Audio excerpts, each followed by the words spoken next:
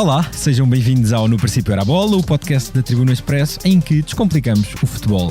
Na semana em que a nova Liga dos Campeões arranca, olharemos para os adversários europeus de Sporting e Benfica, mas antes vamos analisar a quinta jornada da Primeira Liga. Tivemos a estreia de Bruno Lage 2.0 na Luz, o triunfo do Futebol Clube do Porto contra Ricardo Velho e os Postes, a máquina goleadora do Sporting ou o derby do Minho. Eu sou o Pedro Barata e comigo estão os craques europeus, seja em que formato e modelo competitivo for. Tomás da Cunha, olá Tomás. Olá Pedro, Rui, um abraço a todos. E o Rui Malheiro, olá Rui. Viva Pedro, viva Tomás e cumprimentos a todos que nos ouvem. E preparados obviamente para o arranque da Liga dos Campeões, não é? É isso mesmo. Subscrever o Expresso é ter acesso à melhor informação, a uma vasta oferta de conteúdos exclusivos e à opinião de referência. Subscrever o Expresso é tornar-se membro do nosso clube, poder ser voz ativa de uma comunidade informada e beneficiar de vantagens exclusivas. Subscreva o Expresso em expresso.pt/digital. Expresso. Liberdade para pensar. Arrancaremos pelo Estádio da Luz, tal como na primeira estreia de Bruno Lage nas Águias. O Benfica começou a perder e tal como sucedeu também nessa primeira estreia há mais de 5 anos, o Benfica deu a volta e marcando 4 golos. Na vitória por 4-1 contra o Santa Clara houve muito protagonismo turco, com um golo do reforço Kerem Aktürkoğlu e 2 assistências de Kokchu. Tomás, Lage, como seria de esperar, desfez aquela dupla Florentino-Barreiro, mas que outros destaques é que farias face ao passado recente com o Roger Schmidt? Ainda é obviamente uma análise muito prematura e com um campo de análise muito curto, mas não só pelo pouco tempo de trabalho e só um jogo. Trabalho como numa semana pós-Europa, exatamente, com jogadores treinos que chegam em conta-gotas e que tiveram 2 treinos até à partida. Não é? E nesse sentido parece-me que a estreia não podia ter sido melhor e não estou a falar do resultado ou do golo sofrido com o erro de Otamendi, mas definiu a prioridade de forma inteligente. E essa prioridade, quanto a mim, passa por dar conforto aos jogadores. Partir primeiro do conforto dos jogadores para a construção da equipa. E é isso que Roger Schmidt não tinha feito nos últimos largos meses. Ou seja, o modelo, a rigidez do modelo, superava qualquer característica individual, qualquer sociedade e acabava por castrá-las por completo. Bruno Lage, e tínhamos falado aqui curiosamente no episódio de despedida de Roger Schmidt, e na minha visão havia 2 jogadores para potenciar um imediato: Kokchu, e este, quanto a mim, é o melhor papel para Kokchu, no meio campo a 3, como interior de ligação na esquerda, à esquerda de Florentino, podendo ter mais ângulos de passe para fazer aquilo que fez no golo do empate na altura, golo de Aktürkoğlu, e já lá vamos também ao outro turco recém-chegado, e Rolaiser. Rolaiser pode jogar em função de Di Maria. É um jogador que também tem a mesma capacidade de associação em espaços curtos, é criativo com o pé esquerdo e também joga na meia direita, ou seja, este encaixe não é indiferente. Jogar na meia esquerda ou na meia direita, tendo em conta o pé preferencial, não é indiferente para aquilo que os jogadores vão dar ao jogo. E subitamente, se com a Schmidt tínhamos aquela estrutura muito rígida, bastam estas dinâmicas para poder alterar e alternar entre o 4-3-3, entre o 4-2-3-1, Di Maria mais dentro, o Rolaiser podendo abrir, portanto ganha-se aqui uma maleabilidade que não havia com Schmidt. Não é treinador de sistema único. Lage vai à procura de se adaptar ao plantel que tem, como já aconteceu no Botafogo, no Wolverhampton, de certa forma também na primeira passagem pelo Benfica, mas sobretudo nestes últimos anos. É um treinador adaptável, que procura o conforto dos jogadores e que até me parece que valoriza, prioriza esse conforto dos jogadores acima de qualquer coisa.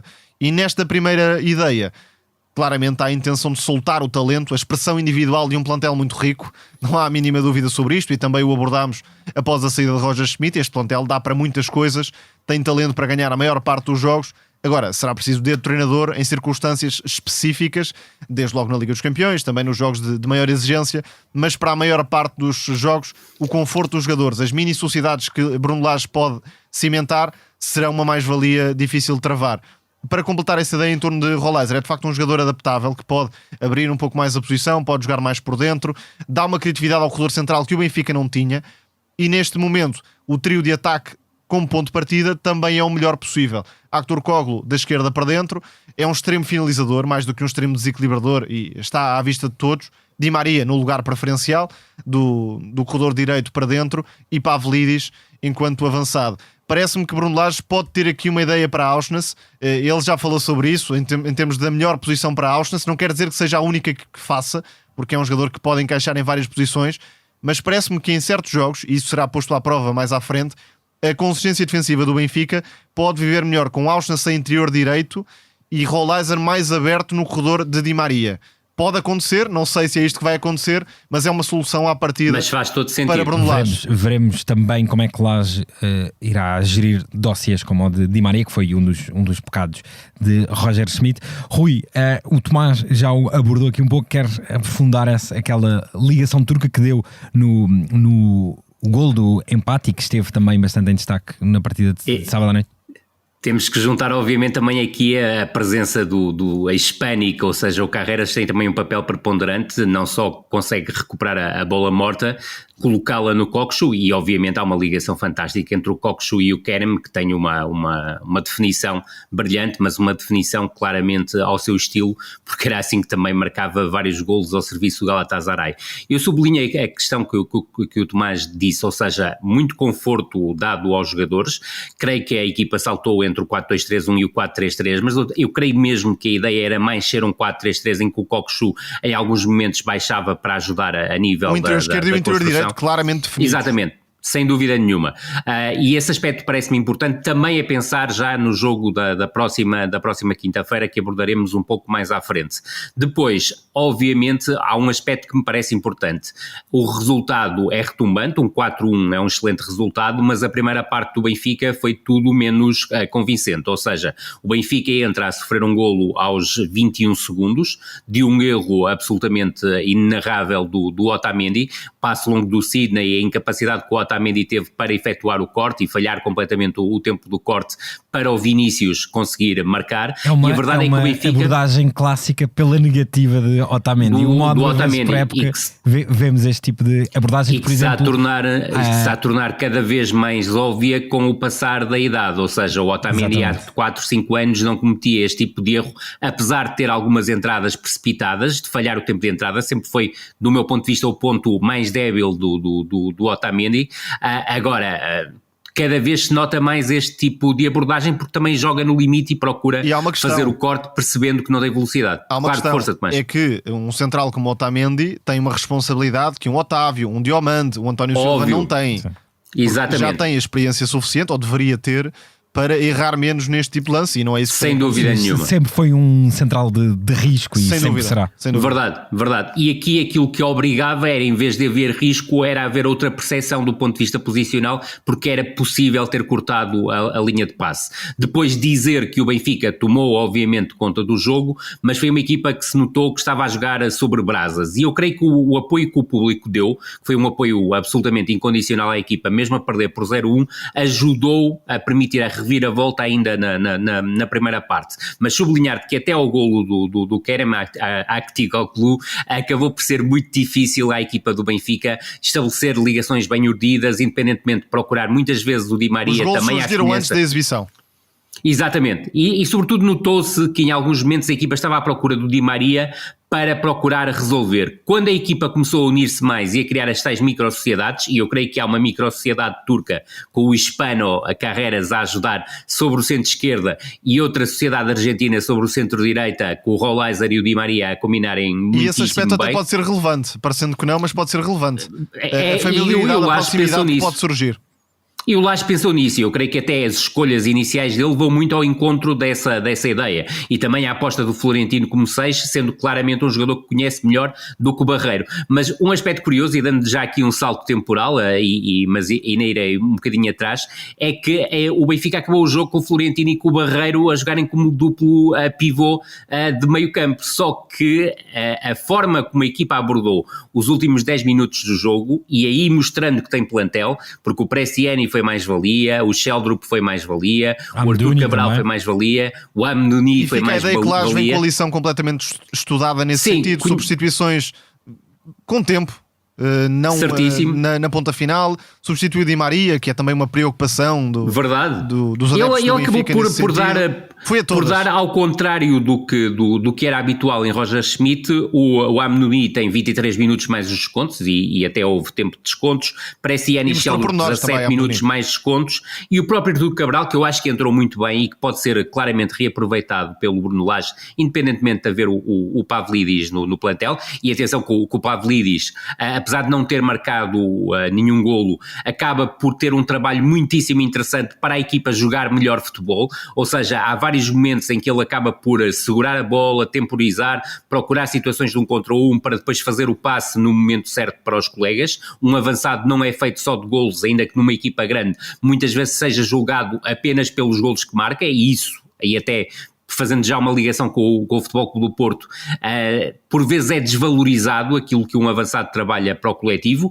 ainda que eu acredito que o Pavlidis vá marcar muitos golos, mas sobretudo destacar um aspecto, é que o Benfica mal faz 1-1, consegue fazer o 2-1, e o 2-1 surge como? Através na sequência de um pontapé de canto, batido de forma curta, com uma ótima combinação a 3, que já não se via há muito tempo o Benfica fazer, e para além disso, já não se via há muito tempo fazer o Benfica golos na sequência de lances de bola parada, E foram logo e a dois. verdade é que, exatamente, eu 3-1 logo no início da segunda parte, que eu acho que é um momento muito importante para o Benfica, para tranquilizar definitivamente o Benfica, surge de um canto desta feita, não batido de forma curta, mas em direção à área, com o António Silva a aproveitar. E o Benfica Isto tem mostra excelentes o quê? marcadores de bolas paradas, provavelmente dos três grandes até a equipa com mais É a especialistas. equipa que tem mais argumentos a esse nível, concordo inteiramente. A Amdouri também E- ameaçou de livre. Verdade, e envia a bola ao poste, mas sobretudo destacar este ponto, é que entre o 2-1 e o 3-1, o Santa Clara não acaba nada mal a primeira parte no Estádio da Luz, e Gabriel Silva surgiu muito bem no jogo,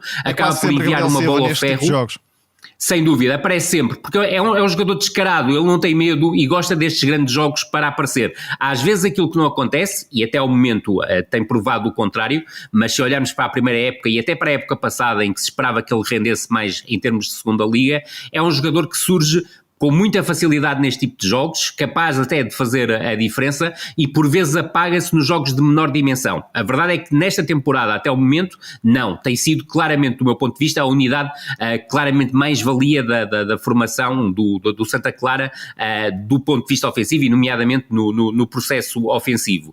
E depois do 3-1 o jogo tornou-se claramente mais fácil para o Benfica, até porque a equipa do Santa Clara se expôs mais, e essa exposição acabou por permitir que aquele passe longo do Bá, e atenção que o Benfica naqueles minutos tinha tido já 3 ou 4 ameaças de ataque à profundidade que não tinham resultado por erros no último passe, mas aquele passe longo do Bá para o Di Maria na profundidade, com o Di Maria a bater quer o MT, quer o Frederico Venâncio, acaba depois com uma definição clássica do Di Maria, mas uma definição clássica, mas absolutamente superlativa, que bateu por completo o Gabriel. Até ao final do jogo viu-se o tal crescimento do Santa Clara do ponto de vista ofensivo, mas um Benfica controlador, capaz de baixar o ritmo, e que sobretudo, e volto a frisar isto, nos últimos 15 minutos deu uma nova vivacidade à equipa, uma vivacidade que nós não víamos com Roger Schmidt, ou seja, o Benfica só surgia vivo nos últimos minutos com Roger Schmidt se estivesse à procura de um resultado, e a tal capacidade que o Bruno Lage teve para perceber o jogo e perceber que era importante também dar minutos de jogo aos tais suplentes, Bresciani, Sheldrop e Amdouri, por exemplo, são 3 jogadores Isso jovens mesmo. com algo a provar. Verdade. E que podem oferecer Sim, exatamente isso tiveram- que convenhamos, por aquilo que vimos com o Roger Schmidt, nem é questão de contarem ou não contarem, mas pelo menos entrariam, por exemplo, neste tipo de jogo, muito provavelmente entre o minuto 85 e o minuto 90, e é uma coisa completamente diferente de jogar em 25 minutos ou 20 minutos, como aconteceu com a Amdouni, com o Sheldrop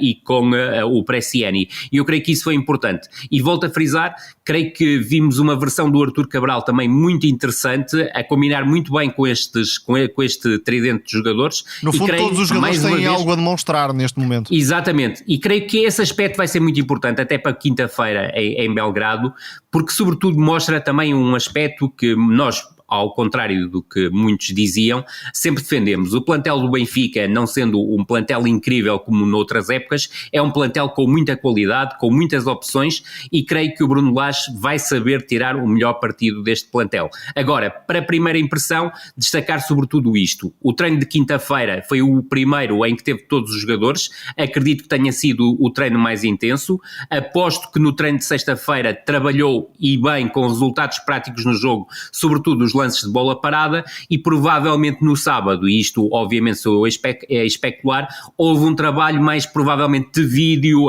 de preparação de alguns movimentos, que eu creio que tiveram repercussão no jogo, com a tal criação de microsociedades que acabaram por ser determinantes para o Benfica construir a vitória. Mais a norte, o Porto teve um pouco habitual, jogo às 15h30 e bateu o Farense por 2-1 e talvez o mais correto seja mesmo dizer que bateu os postes, nos quais acertou 4 vezes, e Ricardo Velho, autor de uma clássica exibição do guarda-redes dos Leões de Faro, com uma dezena de defesas, muitas de grande nível, só tendo sido batido pelo incansável Galeno de penalti e por Samu numa recarga. Tomás, é legítimo dizer que se não fosse esta exibição monumental do guarda-redes e um pouquinho de azar, poderíamos estar a falar mesmo de uma goleada, não é? Sim, esse é o sinal positivo para Vítor Bruno, a quantidade de oportunidades que o Porto conseguiu criar. Ofensivamente a equipa está a ameaçar pelos 3 corredores, tem uma série de jogadores em destaque, Galeno, Nico Gonzalez, o próprio Ivan Raime, enquanto esteve em campo, também criou algumas oportunidades.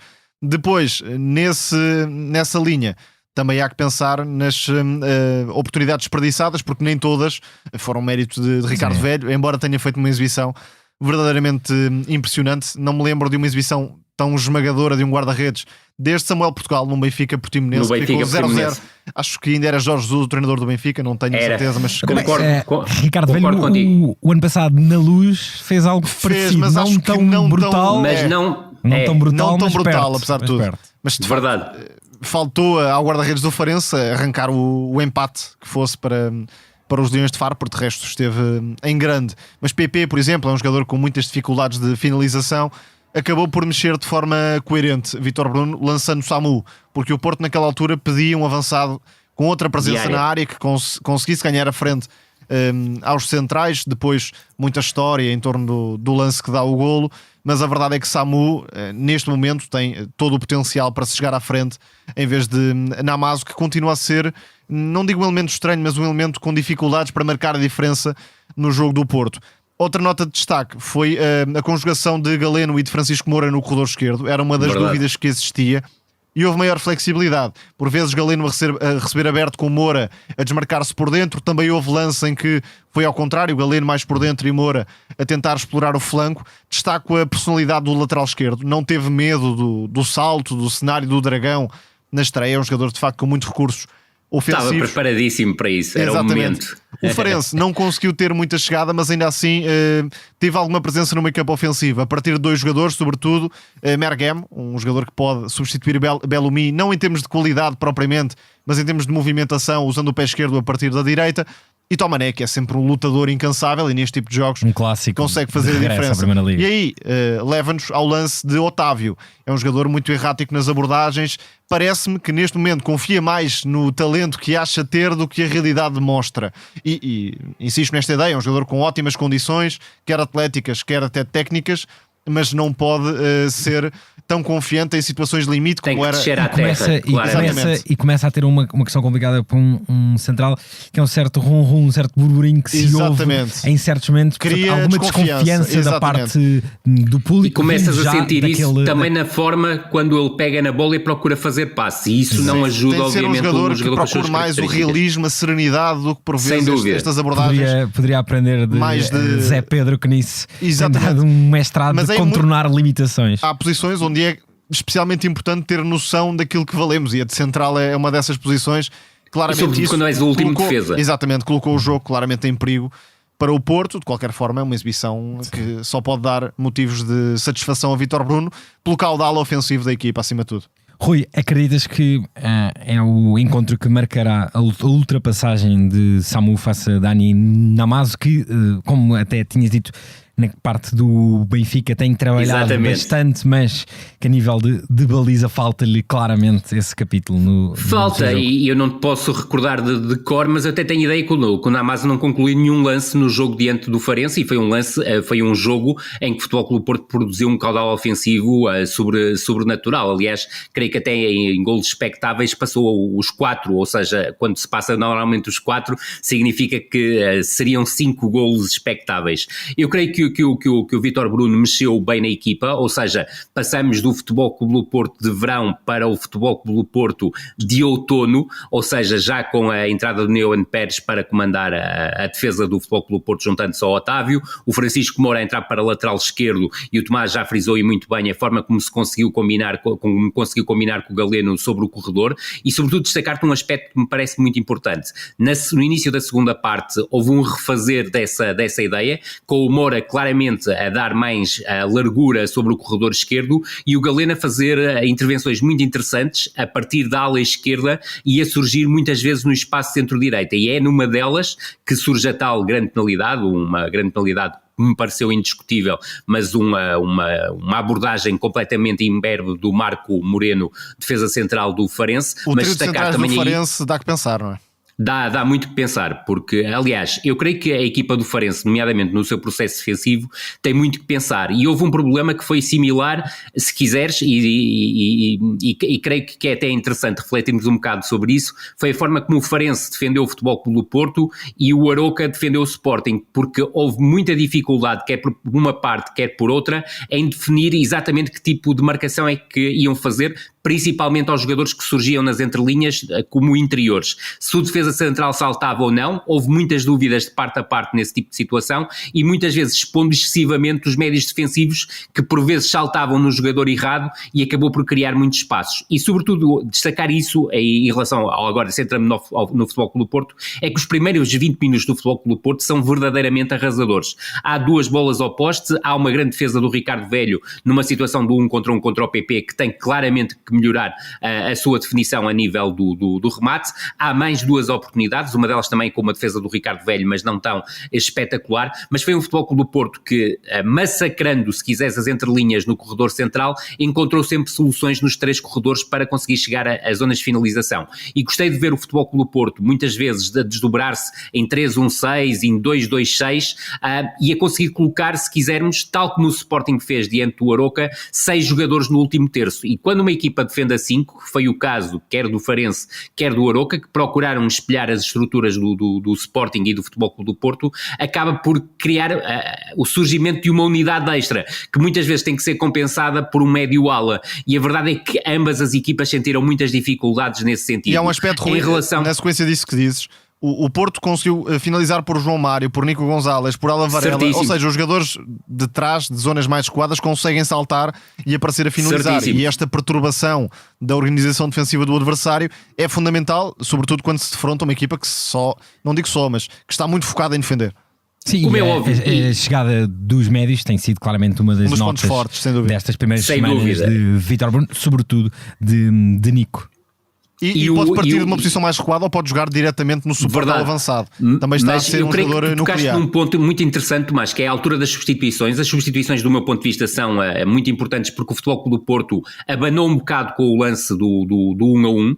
Estava no momento do jogo em que se pedia claramente para a equipa do Futebol Clube do Porto um avançado de área e entrou o Samu, mas creio que o Futebol Clube do Porto também beneficiou muito com a entrada do André Franco, não tanto pela prestação do André Franco, que até foi bastante positiva, mas sobretudo pelo adiantamento do Nico Gonzalez, e a inteligência do Nico Gonzalez, por exemplo, é absolutamente determinante do 2-1, porque é um lance de insistência do PP, e depois o Nico tem a frieza de olhar, ver aquilo que estava ao seu redor antes de fazer o passe, e fazer um passe atrasado para o Alan Varela, que novamente se exibiu a um nível muito alto, à semelhança do Nico Gonzalez, e é do remate do Alan Varela que obrigou o Ricardo Velho a mais uma intervenção espetacular, que acaba por surgir o golo do Samu que define o jogo, um golo polémico do meu ponto de vista, mas por acaso vou ser absolutamente sincero, em direto não me apercebi minimamente da situação da falta do Samu sobre o defesa do Farense, mas que acaba por ser obviamente um golo que foi obtido de forma irregular, mas um golo inteiramente justo, porque me parece muito sinceramente que o Futebol Clube do Porto ganhou pela vantagem mínima, mas até só nos primeiros 20 minutos já justificava um resultado robusto, e se fortalecermos que depois dos 20 minutos o Futebol Clube do Porto abrandou o ritmo, porque aquele ritmo era verdadeiramente avassalador e era difícil de manter e era impossível de conter para a equipa do Farense, dos 20 aos 45 minutos a superioridade do Futebol Clube do Porto manteve-se. É certo que o Farense, e o Tomás já tocou, quer pelo Megrema à direita, quer pelo Rafael Barbosa à esquerda, procuraram esticar o jogo em alguns momentos, mas foi o Futebol Clube do Porto claramente a criar as grandes oportunidades nesse período, e sobretudo houve 2 grandes defesas do Ricardo Velho a remates do Nico Gonzalez e do Ivan Raimé, e mais uma vez, mesmo sendo um Futebol Clube do Porto que insiste muito no corredor central, e insiste bem porque os jogadores estão bem espalhados, e foi isso que permitiu ao Nico e ao Ivan Raimé chegarem às zonas de finalização, encontrou sempre soluções pelos corredores laterais,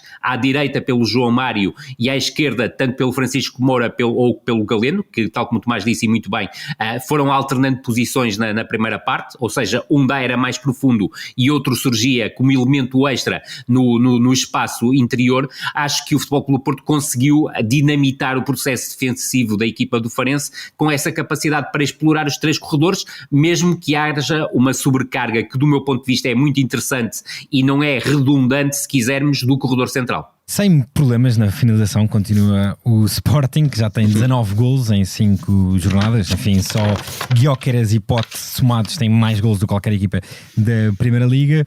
Tomás, já falaremos um pouco mais dos Leões quando abordarmos a partida contra o Lille.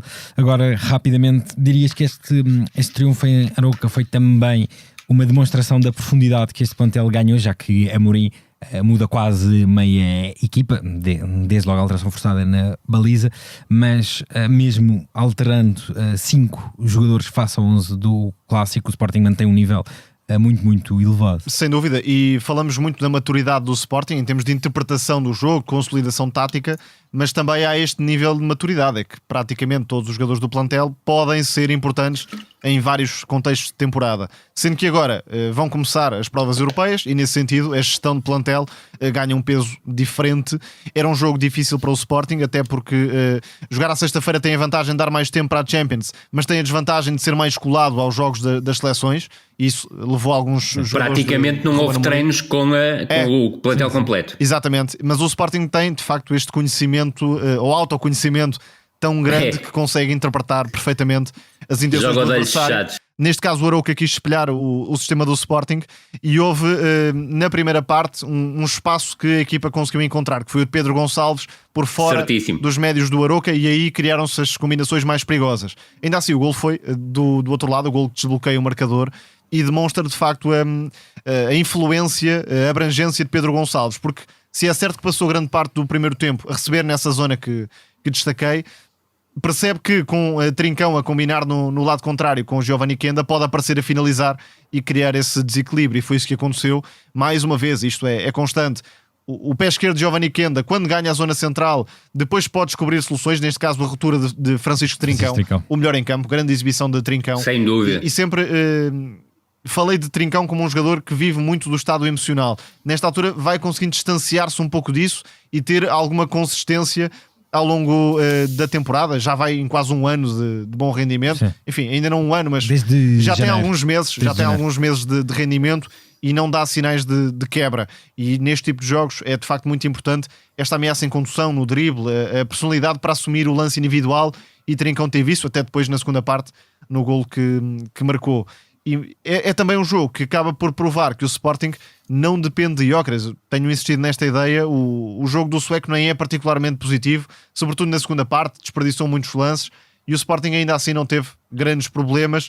Nota também para De Bast, que é um jogador que representa uma mais-valia indiscutível na construção, porque descobre muitos ângulos de passe, bolas por dentro, bolas por fora, variações de flanco. Ruben Amorim utilizou um adjetivo para o descrever, que me parece muito feliz, que é as ações técnicas dele são muito limpas. Exatamente. Há uma limpeza muito elegante, muito evidente no até, passe, na condução do belga. E essa elegância, essa limpeza até tem depois alguns reflexos na forma como defende, mas é algo que terá tempo de trabalhar. Enfim, de emendar, sem dúvida nenhuma. De Ruben Amorim, mas de facto ofensivamente é um dos grandes construtores que o Sporting tem no plantel. Portanto, um jogo sem grande espaço para discussão do resultado, porque o Arouca, tirando os pés de Jason, não conseguiu propriamente incomodar. Teve algumas oportunidades, desde logo a abrir, mas a equipa ainda não se encontrou. A abrir a primeira e a segunda parte, curiosamente. Não tem sido... Exatamente. A equipa ainda não se encontrou, tendo um excelente plantel. Parece-me que o Arouca, na classe média da Liga, é um dos melhores plantéis, e se lá que tinha estado na seleção, até ficou de fora. É importante lembrar que foi também a semana em que a equipa perdeu um craque como Cristo Gonzalez, que foi fazer companhia a Rafa Morrica no Qatar. Rui, uma breve nota sobre o Sporting em Arouca. Sobretudo a capacidade que o Sporting teve, e deixa-me sublinhar até pela negativa aquilo que o Ruben Amorim tocou. Não são admissíveis as duas oportunidades que o Sporting concedeu no início de ambas as partes. Recordar-te que a primeira acaba por surgir, tal como o Tomás estava a dizer há pouco, pelo talento individual do Yassin, mas há uma abertura absolutamente fantástica do David Simão, e é interessante vermos que o Aroca tinha preparado uma forma de atrair a pressão do Sporting e superá-la com um posicionamento do David Simão mais no centro-direita, ou seja, procurando que o Daniel Bragança não chegasse ao David Simão, e foi o que aconteceu, foi o que permitiu ao Aroca construir desde trás, porque é a bola de saída e partiu de uma construção desde trás, e encontrar o David Simão livre para lançar depois o Yassin na profundidade, e o Yassin a não conseguir ter a melhor definição perante o franco-israel. Depois, no início da segunda parte, uma bola longa do Fontan e a tal capacidade que a equipa do Aroca tem, através do Yassin, de definir ao primeiro toque, e o passe de ruptura do Yassin para o Treza, que tinha entrado ao intervalo, é notável, mas depois falhou o sangue frio para o Treza acabar por finalizar da melhor maneira o lance. Agora, de resto, aquilo que me pareceu foi um Sporting claramente afirmativo, mais uma exibição de grandíssima qualidade, quer do ponto de vista defensivo, nomeadamente com muitas recuperações no meio-campo ofensivo e a obstruir que a equipa do Aroca saísse com qualidade, e rapidamente o Ruben Amorim percebeu qual era a ideia com o deslocamento do David Simão mais para o centro-direita, e o Daniel Bragança já não chegou atrasado a esse tipo de lance, e depois obrigou claramente o Aroca a procurar outro tipo de saída, e tem dois médios-centro que eu acho que são médios-centro, tal como o Tomás referia há bocado, de uma dimensão superior dentro da Liga Portuguesa, ou seja, o Foucault e o David Simão são jogadores tecnicamente muito evoluídos, e não um jogador com grande como Pedro capacidade Santos, de por passe, exemplo, que foi muito importante na época passada e que tem estado algo abaixo, até porque não é sempre titular. Sem dúvida, e pode ser um terceiro elemento se o treinador do Aroca optar, como tem sido habitual até agora, por um 4-2-3-1, porque a verdade, e aqui tem que fazer obviamente a crítica ao Gonçalo Garcia, não me parece que tenha sido grande ideia colocar o Lume como defesa central a andar atrás do Gyökeres na primeira parte, sobretudo, teve muitas dificuldades. Foi um desastre mesmo. E depois, um ponto que o Tomás tocou, que eu alargo, porque o Pote foi claramente o jogador crucial a assaltar as entrelinhas, porque o Chico Lamba não sabia se saltava, o Fukui muitas vezes tentava ajudar, até foi o Yassin ou o Esgaio, mas principalmente o Yassin, que numa determinada altura já estava a fechar o espaço interior para conseguirem travar o espaço que o Pote teve, mas o Pote na primeira parte tem uma liberdade enorme, e depois deixa-me acrescentar, obviamente a exibição absolutamente esdrúxula do Francisco Trincão, que também invadiu as entrelinhas com uma facilidade tremenda, mas também se foi sagaz a abrir à largura para permitir os tais movimentos interiores do Kenda, que nós temos vindo a falar desde o início da época, e esses movimentos interiores permitam que aconteçam, por exemplo, lances como o que desbloqueou 1-0 para a equipa do Sporting, e depois também o papel do Daniel Bragança, principalmente com bola, a saltar uma linha, se quisermos. Exatamente. E aí os dois médios do Aroca ficavam com dificuldades. Completamente perdidos, porque o Sporting criava... E havia a superioridade de 3 contra 2. Exatamente, e o Sporting aproveitou muito, muito bem isso. Creio que o Sporting até ao intervalo poderia ter ido com uma vantagem mais dilatada, e destacar, obviamente, que na segunda parte o Sporting resolve o jogo com tranquilidade. Há um lance, e parece-me também importante destacar isto, e creio que concordarás comigo, Tomás, até porque foi um tema que tocamos no início da na pré-época, que foi a questão do Gonçalo Inácio ser o central do meio. Exatamente. Gonçalo Inácio tem um papel muito importante no primeiro golo, porque é ele que faz o passe que acaba por definir o resto da jogada, e o golo anulado para o Nuno Santos. E deixa-me também, obviamente, dizer que o Nuno Santos, não tendo feito uma exibição gigantesca, foi um elemento que deu também a opção de haver sempre largura no corredor esquerdo. E já houve um cheirinho de Maxi Araújo. Exatamente, e era esse ponto que eu ia chegar, é que muitas vezes ainda não se tem falado tanto do Maxi Araújo como se devia. Nós por acaso demos o devido destaque aqui ao Maxi Araújo, e já deu para perceber, até pela oportunidade que ele acaba por desperdiçar, que vai ser um jogador muito importante nesta concorrência que é interessantíssima para o Sporting. Quando entra recebe logo um passo em diagonal de Trincão, e quer Giovanni Kenda, quer Trincão, com o pé esquerdo podem facilmente variar o flanco, e aí entra um jogador muito rápido. E a forma como ele recebe orientado e busca logo a baliza é típica do Maxi Araújo. E o Maxi Araújo, tal como já dissemos, é um jogador com características diferentes do Nuno Santos, mesmo que algumas vezes possam se confundir em termos da velocidade, em termos da agressividade que tem. Mas o Maxi Araújo, do meu ponto de vista, e tu também já tocaste esse assunto, é um jogador que tem mais capacidade para criar desequilíbrios num contra um, nomeadamente em espaços curtos. É mais versátil, porque é mais versátil, exatamente. Espaços, agora dá soluções e depois, em termos de definição, vamos ver se o prova ou não.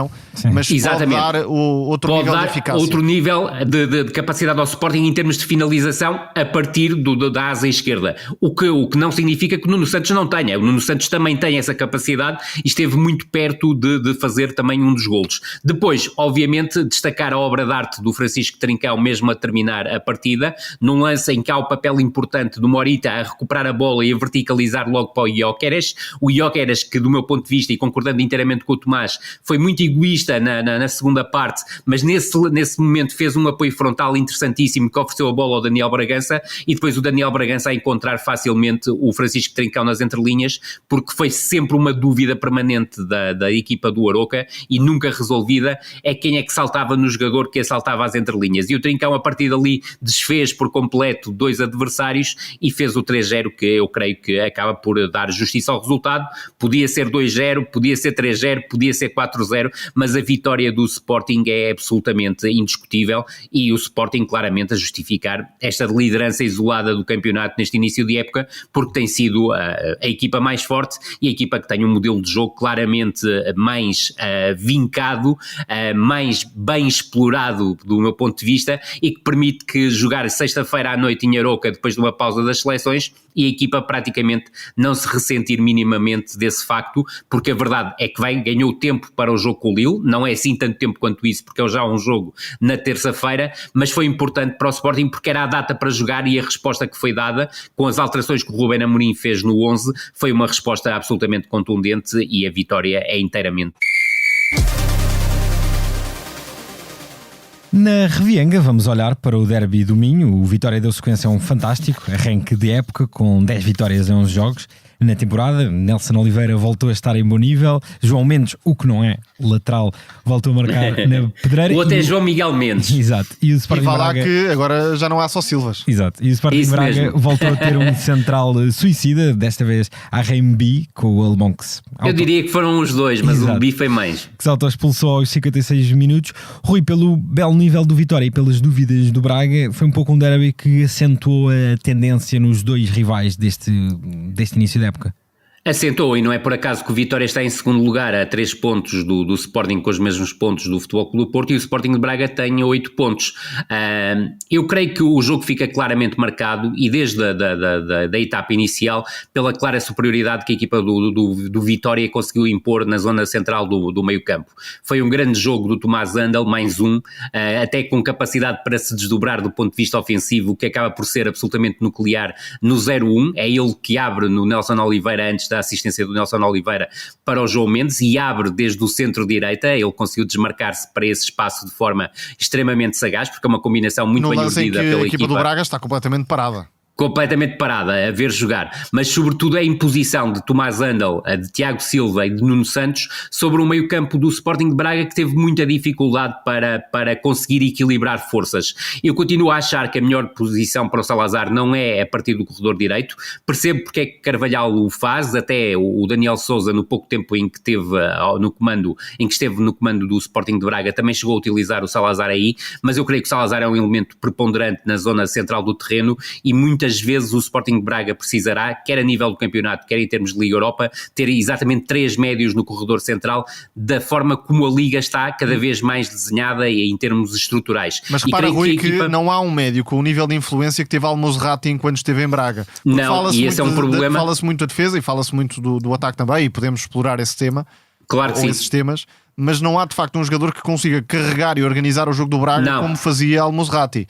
E isso não também há é um fator no importante. plantel. Não há um émulo no plantel, e isso obriga o Sporting de Braga claramente a jogar de forma diferente, e eu acredito que a questão dos 3 médios vai ser muito importante para fazer esquecer, ou para procurar fazer esquecer, a preponderância que um jogador como o Al-Musrati tinha, que, tal como disseste e muito bem, podia ser 6, podia também em algumas circunstâncias jogar com o Vítor Carvalho e ter um bocadinho mais de liberdade ofensiva. É certo que ao Sporting de Braga falta o João Moutinho, mas o João Moutinho é um jogador de características diferentes, mas a verdade é que Vítor Carvalho, o André Horta e se quisermos também o Ricardo Horta, porque acabava por ser um misto médio ofensivo segundo avançado, foram engolidos pelo meio campo do Vitória, e o Vitória logo no minuto inicial tem a bola à barra do Nelson Oliveira. É certo que o Sporting de Braga procura reagir, mas foi uma reação que eu diria, e tem sido um bocado essa imagem do Sporting de Braga até o momento, principalmente na era Carvalhal, que é aquela que temos já mais base para definir, porque o Daniel Sousa, a passagem foi extremamente curta. É que é um Braga muito dependente da qualidade individual dos seus jogadores. O Gabi Martínez por vezes pega na bola e é capaz de fazer a diferença, conseguiu criar desequilíbrios na etapa inicial, mas a verdade é que o Sporting de Braga teve dificuldades em unir, se quisermos, a criação com a finalização, e depois, do meu ponto de vista, a nível defensivo, a nível do processo defensivo, quer na reação à perda, quer, se quisermos, tanto na transição defensiva, quer na organização defensiva, apresenta problemas que me parecem graves para um período como este. Ou seja, o Sporting de Braga vai ter que crescer muito a nível do seu processo defensivo, muito rapidamente, porque senão corre o risco, quer em termos de Liga Europa, quer mesmo em termos de campeonato, de ter alguns dissabores. Quem repete os mesmos erros, sujeita-se a que os resultados sejam os mesmos, não é? Sim, e exatamente. Não só individuais, como mesmo na própria construção. Exatamente. É verdade. E não há como fugir a isso. O Braga, neste momento, está a ter os resultados que pediu, entre aspas, obviamente, para ter. Exatamente. Enfim, vamos saltar a parte do treinador, porque realmente não se sabe bem o que é que aconteceu, mas não terá ajudado diretamente o plantel e a equipa, mas a nível de elenco, de transferências, o Braga apostou muito mais no potencial futuro, já nem vou... do que no imediato. Do que no imediato, e há o caso óbvio do setor defensivo. Os laterais não têm nível para o Braga, enfim... Não. Do ponto de vista do equilíbrio... É duro dizer isto, mas é verdade. É verdade, é que um Vítor Gomes, por exemplo, que é um bom jogador, não há como fugir a isso, mas não marca a diferença ofensiva ao ponto de entregar tanto o corredor defensivamente. E Adriano Marinho tem sérias limitações nesse nível. E Tomás, já que falaste da... E o Adriano Marinho não é jogador para o nível do Sporting de Braga, nem a nível defensivo, nem ofensivo. Poderia ser como central, central a 3. No limite. Carvalhal tem alguma qualidade de passe. Já desenhou isso. Tomás, para fechar o derby, falaste sobre a defesa do Braga. Sei que tens estado bastante entusiasmado com o avançado do Vitória, este renascer de Nelson Oliveira, mais do que os golos que já marcou, as bolas ao poste que já mandou, as assistências. Estamos a ver um Nelson Oliveira com uma versão muito total e muito capaz de dar muitas coisas ao ataque da equipa de Guimarães. Sem dúvida, foi uma das exibições mais completas, mais impactantes da Liga, até pela importância do jogo. Concordo. Faltou-lhe o gol, entre aspas, porque acabou por ser decisivo no primeiro golo, mas foi de facto uma exibição com tudo. Muito trabalho defensivo, aliás, é visível. Até na primeira parte já tinha disputado um lance com a Rembi e depois o lance que dá a expulsão. E podia ter sido expulso no na primeira parte. Pois podia, porque há agarrão nesse lance. Exatamente. Desmarcações nas costas de Adriano Marinho, lá está o tal lado frágil do Sporting de Braga. Muito bem aproveitado. Muito bem a envolver-se com os médios. Ele já contra o Famalicão também tinha dado uma exibição muito interessante. Um cheirinho disto. E está a superar as minhas expectativas, porque colocava alguma desconfiança que pudesse ser o avançado de referência do Vitória. Aliás, eu acreditava que o Chucho Ramírez iria ser o titular no início da temporada. E acho que vai ser importante de qualquer forma, mas o Nelson Oliveira está a dar de facto mais garantias do que aquilo que poderia dar à partida e aquilo que se imaginava que pudesse dar. Depois é uma equipa que não joga sempre de forma espetacular, mas tem muita noção daquilo que é e daquilo que vale. É uma equipa equilibrada. Tal como o Moreirense a época passada, mas já com outro patamar de jogadores. Exatamente. Sabem trocar a bola e acabam por valorizar a dimensão dos atacantes. E repare-se que ao longo destes jogos, 11 jogos, se não estou em erro, o Vitória cometeu pouquíssimos erros graves. Erros como o de Mbi, por exemplo. Sim. E é uma marca que já podemos dizer que é um pouco a marca que Rui Borges traz. Equipa consciente. Sim. Que não inventa propriamente, não elabora em todos os lances, tem essa noção de realidade e que depois acaba por ser muito importante. Para o nível Vitória tem um nível técnico bastante elevado. Basta ver que, pelo meio campo. perdendo o Ricardo Mangas, lança João Mendes, que é um jogador João Miguel Mendes. substancialmente, João Miguel Mendes, exatamente, que é um jogador substancialmente diferente. Não, João Mendes, João Miguel ao lateral esquerdo. Exatamente. Sim, eu, como o Tomás disse Mangas, pensei no Certo. lateral Não, esquerdo. exatamente. Mas sim, estava a dizer Mangas estava a jogar extremo. O Exatamente. Eixaves. Sim, exatamente. O Eixaves que está a tomar-lhe o gosto de marcar ao Braga, que dá coisas muito diferentes, mas que é no fundo um médio extra para juntar a Nuno Santos, para juntar a Tiago Silva, e atenção também ao início de época de Tiago Silva, porque está a ficar um bocadinho na sombra de Tomás Anel, e por razões naturais, mas convém não esquecer de facto Tiago Silva, que existe realmente... e faz a assistência no canto para o Tomás Ribeiro, e Quase deixa-me dizer que foi estreia. Para 3-0. Exatamente, livre. Mas houve um aspecto que me pareceu interessante, foi a lesão do Miquel Villanueva ao intervalo, não obviamente pela lesão do Miquel Villanueva, mas é que Tomás Ribeiro só ao 11º jogo é que joga pela equipa do Vitória, tem sido sempre a opção secundária para o Rui Borges, e creio que entrou muito bem. Do meu ponto de vista, dos 4 centrais do Vitória Sport Clube, é o central que mais me agrada, e acabou por ser muito positivo para ele marcar o 2-0 e ter aquela afirmação num derby com esta dimensão. E no fundo, como é a o ideia derby que fica é que Rui Borges está a conseguir fazer de alguns dos jogadores do Vitória melhores do que aquilo que são. Isto é obviamente fundamental em qualquer equipa que quer chegar-se à frente, e o Vitória está a conseguir chegar-se à frente. Sobre o Braga, e falta dar esta nota também, porque além do setor defensivo, já abordámos, o Braga contratou 2 avançados com potencial, mas não tem no imediato nenhum jogador que consiga fazer o papel de Banza em termos de referência ofensiva e marcação de golos. Ou que jogue tão bem como o Abel Exatamente, Ruiz. e juntando tudo isto, todo este bolo, obviamente os resultados não podem ser ao nível daquilo que se perspectivava em Braga. E quer para o El Ozani, quer para o Roberto Fernandes, era importante haver um avançado como o Banza para que eles pudessem crescer e ir aparecendo, porque é uma época em que o Sporting Braga vai ter muitos jogos, juntamente com o campeonato, com a Liga Europa e as outras taças, e creio que seria importante. Aquilo que vamos assistir é muitas vezes uma rotação entre o El Ozani e o Roberto Fernandes, que vão ainda mostrar algumas deficiências próprias de jogadores que não são jogadores de rendimento imediato, são jogadores, tal como o Tomás disse, e a expressão é extremamente interessante e correta, são jogadores com potencial, e são ambos jogadores claramente com potencial.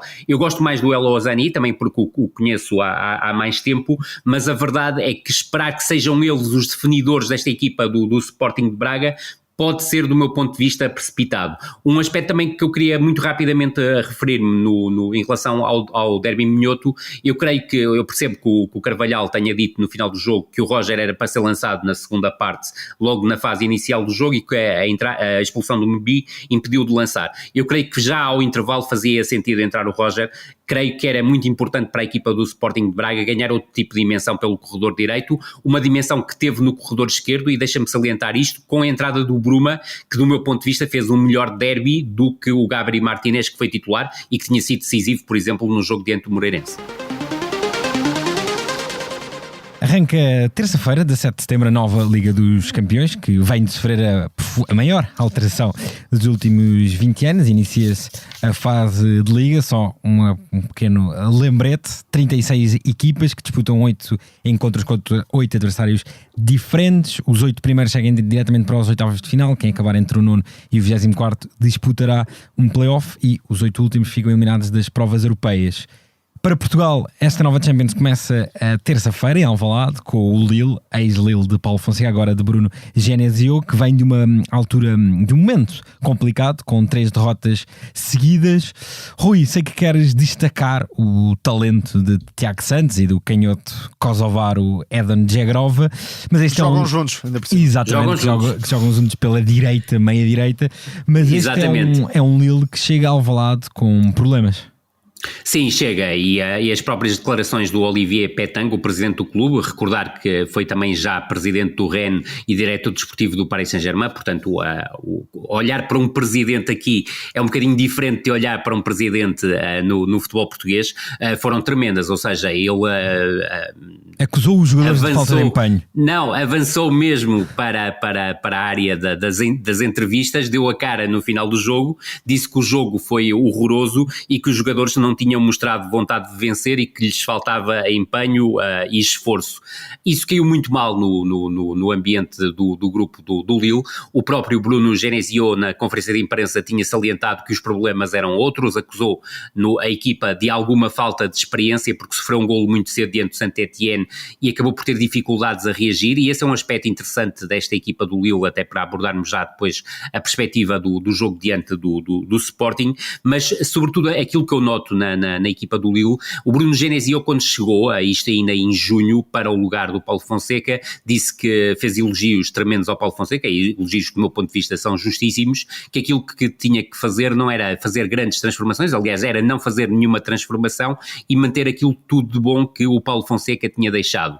A verdade é que isso não veio a acontecer, ou seja, depois dos primeiros jogos o Bruno Genesio mudou a estrutura para um 3-4-2-1, fixou-a nessa estrutura, há ideias que são similares. E Ruben Amorim falou muito disso, do encaixe e da questão dos duelos físicos e da força física que o Lille vai tentar levar para Alvalade. Vai tentar levar para o jogo de Alvalade, e eu creio que será um bocado por aí. Veremos, consoante também aquilo que tem acontecido, e eu já me vou referir. Eu creio que é uma equipa que, do ponto de vista ofensivo, é muito forte, particularmente quando consegue atacar pela direita e juntar o Tiago Santos e o Zé Grová. Há um bocado aqui uma situação muito similar àquela que nós falávamos em relação ao Francisco Moura e ao Galeno, ainda que muito mais burilada, muito mais trabalhada, que é, há situações em que o Zé Grova abre sobre o corredor direito e é ele que dá a largura para o Tiago entrar pelo espaço interior, e o Tiago é fortíssimo nesse tipo de movimento, e depois há outros movimentos que também são muito fortes e que é o movimento preferencial desta equipa do Lille para chegar à zona de finalização,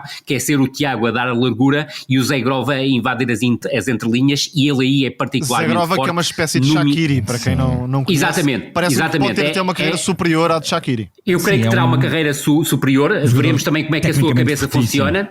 Ele diante do Saint-Étienne, por exemplo, faz uma partida horrível, ou seja, esteve completamente distante do jogo, a cabeça provavelmente já estava em Alvalade, mas é um jogador soberbo no 1 contra 1, que cria desequilíbrios com uma facilidade tremenda, com movimentos interiores absolutamente espetaculares, e que depois tem algo que o Shaqiri também tem ainda, porque ainda não abandonou a carreira, mas também tinha no seu período áureo, mas que para mim ainda é mais contundente, que é a capacidade de remate de fora da área. É um jogador com um remate absurdo de fora da área, capaz de dar efeitos notáveis na bola, também capaz de entrar na área. Agora, aquilo que se nota na equipa do Lille, apesar de ser uma equipa que gosta de ter posse de bola, que continua à semelhança do que acontecia com Paulo Fonseca, a querer instalar-se com bola, seja em que estádio for, no meio campo ofensivo, e reparar que diante do Paris Saint-Germain repartiu claramente a posse de bola com a equipa parisiense, é uma equipa que é capaz de atacar pelos 3 corredores, muito mais criatividade à direita do que à esquerda, onde a presença de Gudmundsson, que deve manter a titularidade, faz com que a equipa busque muito mais os cruzamentos para dentro da área, mas sobretudo nota-se, quer no corredor central, alguma falta de ligação com o ataque. Pode ser que o regresso do Ángel Gomes possa superar esse problema. Exatamente. Agora internacional inglês, recorde-se que ele desmaiou e caiu redondo num jogo do Lille no mês de agosto, está agora a regressar à competição e foi suplente utilizado diante do Saint-Étienne, o que me leva a crer que vai ser titular em Alvalade, o que retira um bocadinho a dimensão física que estava a ser dada com a presença quer do Boadi, quer do Mukau, que está lesionado. Mas esta equipa tem muita herança de Paulo Fonseca, por exemplo, na utilização de Ángel Gomes mais como pensador do jogo. Como médio centro, exatamente pensador do jogo. Já o André faz o trabalho mais sujo e depois é um jogador muito importante na bola parada ofensiva, para além de ser claramente o líder do grupo. Sim, e muitas vezes o jogador que procura equilibrar a equipa onde sente claramente mais dificuldades e onde as coisas não estão tão boas como estavam com Paulo Fonseca. Ou seja, a equipa não era perfeita no seu processo defensivo com Paulo Fonseca porque se expunha muito, mas com Bruno Genesio está a ter muitas dificuldades. Ou seja, a equipa transforma-se como normalmente em 3-2-5 em momento ofensivo, mas é falível quando procura pressionar alto, e procura pressionar alto várias vezes, e o Sporting de certeza absoluta que vai procurar jogar com isso, e muitas vezes os centrais ficam expostos a situações de 3 contra 3, e aí a capacidade individual do Pote, do Trincão e do Gyökeres pode claramente marcar a diferença. Deixa-me destacar, na perspectiva defensiva, o Lille perdeu o Euro, que era um central. Exatamente. Com E foi grande buscar projeção, jogadores foi para o experientes, não é? Manchester United. Uma pérola. E agora Sim. dá para contar também com uma transferência futura de Chevalier, que é um guarda-redes fantástico. Certíssimo. Entre os jovens guarda-redes, enfim, E com a ótimo jogo juventude de do pés. guarda-redes é um bocadinho diferente do resto Verdade, das posições, mas é um guarda-redes jovem, de facto, Sim, o Lille- com altíssima qualidade. O Lille que nos últimos 5, 6 anos vendedor fez de excelência. fortunas atrás de fortunas a Claro que vender sim. jogadores.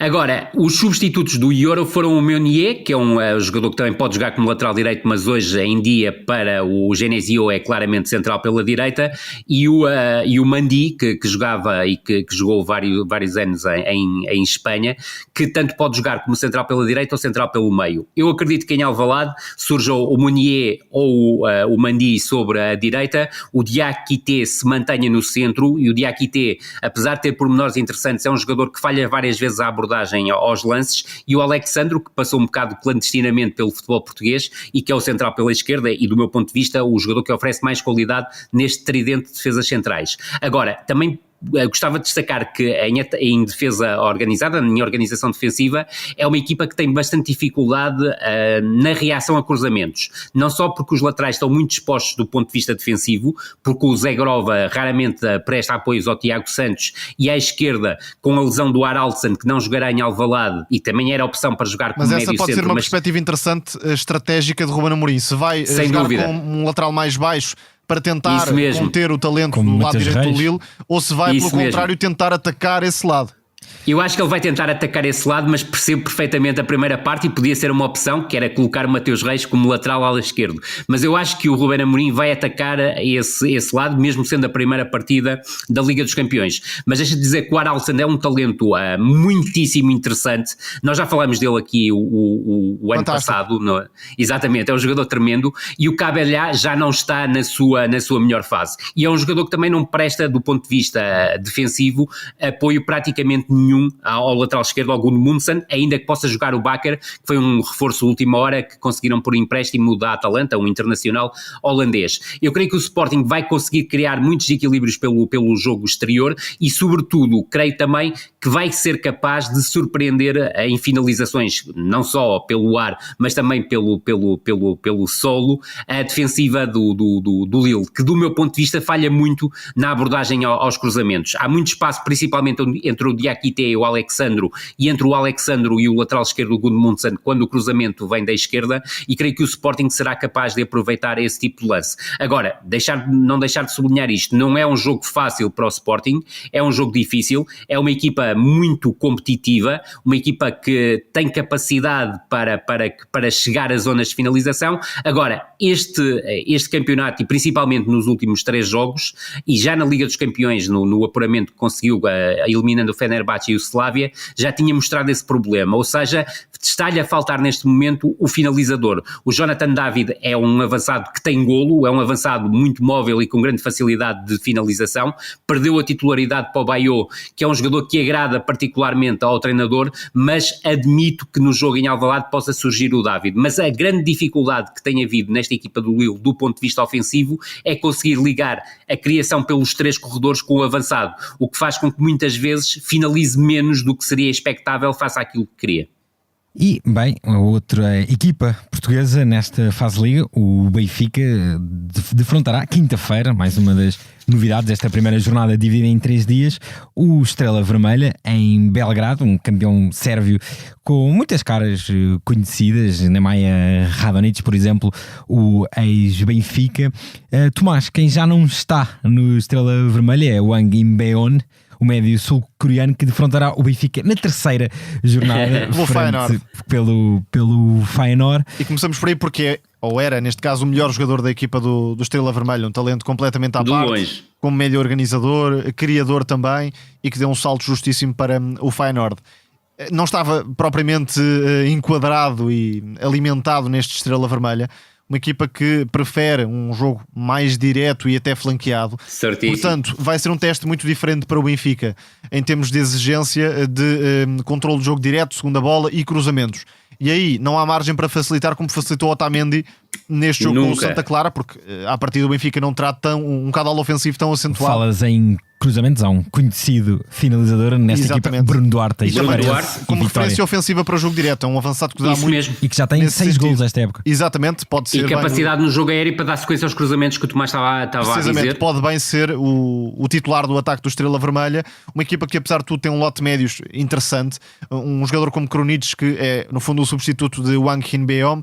Ivanic também tem alguma qualidade, não é de todo Tem. um médio criativo, mas é um jogador com alguma capacidade técnica e até de movimentação para os corredores laterais. Verdade. Acredito que o Ola Inca seja uma espécie de atacante a partir da faixa. Olá, para Inca. juntar- esquerda. já fez boas épocas de Liga dos Campeões precisamente no Slavia. em Praga, ao serviço do Slavia de Praga, e pode ser o tal segundo atacante juntamente com Bruno Duarte. Verdade, Mas lá até está, porque não é a uma largura à equipa... esquerda normalmente é dada pelo seu lateral também que é coreano, mas é uma equipa que, tal como estavas a dizer, busca muitos cruzamentos, mas principalmente pelo lado direito. Exatamente, mas não vai ser uma equipa que tente discutir taco a taco o jogo com o Benfica. Não. Baixa perfeitamente as linhas em caso disso. Aliás, tem Exatamente. sido essa a tendência nos últimos anos de futebol europeu.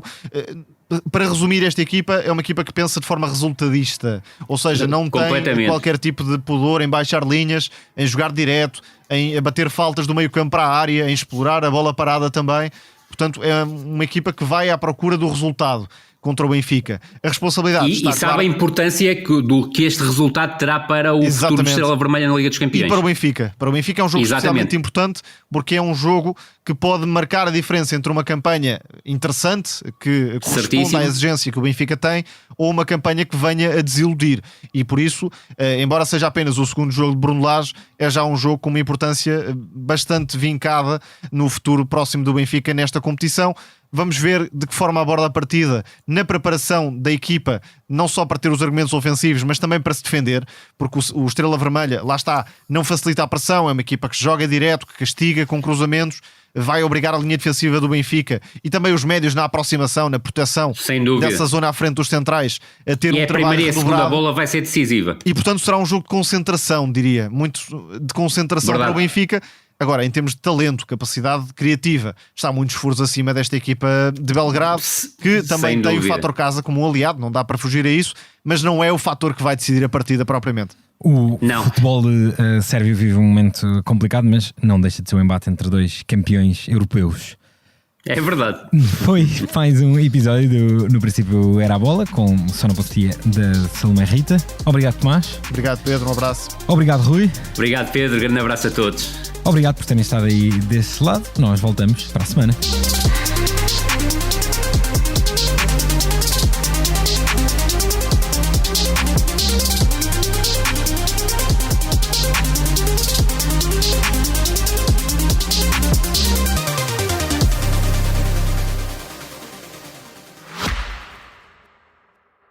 Subscrever o Expresso é ter acesso à melhor informação, a uma vasta oferta de conteúdos exclusivos e à opinião de referência. Subscrever o Expresso é tornar-se membro do nosso clube, poder ser voz ativa de uma comunidade informada e beneficiar de vantagens exclusivas. Subscreva o Expresso em expresso.pt/digital. Expresso. Liberdade para pensar.